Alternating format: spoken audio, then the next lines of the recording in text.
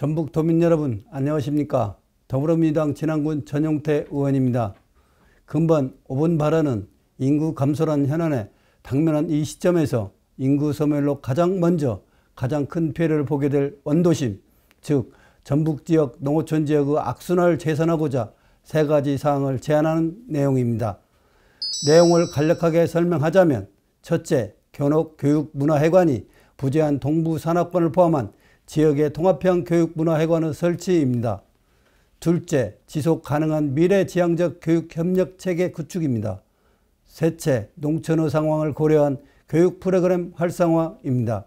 존경하는 도민 여러분, 우리가 살고 있는 전북 지역 소멸 위기에 가장 최전선에 놓인 농어촌 지역의 아이들이 동등한 교육 기회를 얻을 수 있도록 하는 제안 세 가지에 많은 관심을 부탁드립니다. 감사합니다. 안녕하십니까.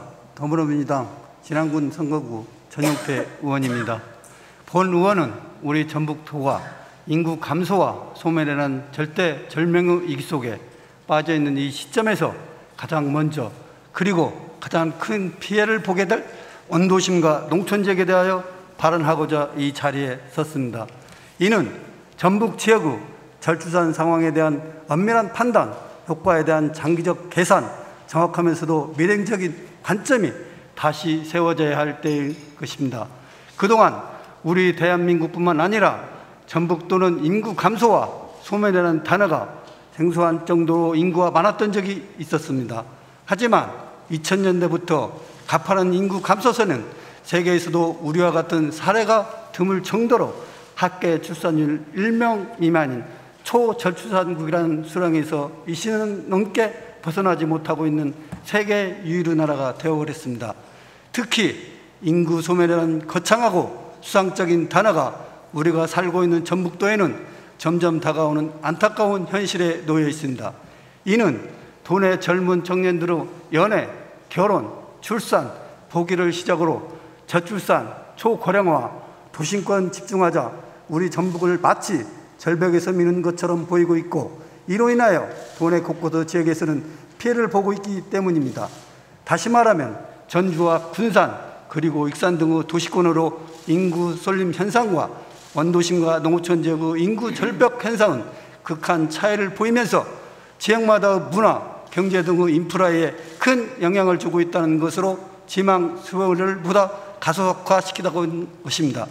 특히 도내 아이들이 평등한 교육 기회를 당연히 제공받아야 함에도 원도심과 농어촌 지역은 이러한 인프라에 큰 영향을 받아 평등한 교육 기회 또한 빼앗기고 있다는 점이 중요한 말입니다. 물론 이러한 문제를 해결하기 위하여 전라북도청이 다양한 정책을 추진하고 있지만 학부모들과 도내 아이들이 체감하지 못하는 연발의 오줌 누기적 정책이었고 오히려 지역의 정신적, 문화적 보완을 담당하고 있는 학교와 교육에 대하여 물음표를 붙이고 있는 상황입니다. 이에 본 의원은 원도심과 농어촌 지역, 특히 농어촌 지역의 악순환으로 자리 잡은 현 상황을 개선하고자 다음과 같이 제안하고자 합니다. 첫째, 교육문화회관 등 교육 인프라가 부재한 동부산악권을 포함한 지역에 통합형 교육문화회관의 설치입니다.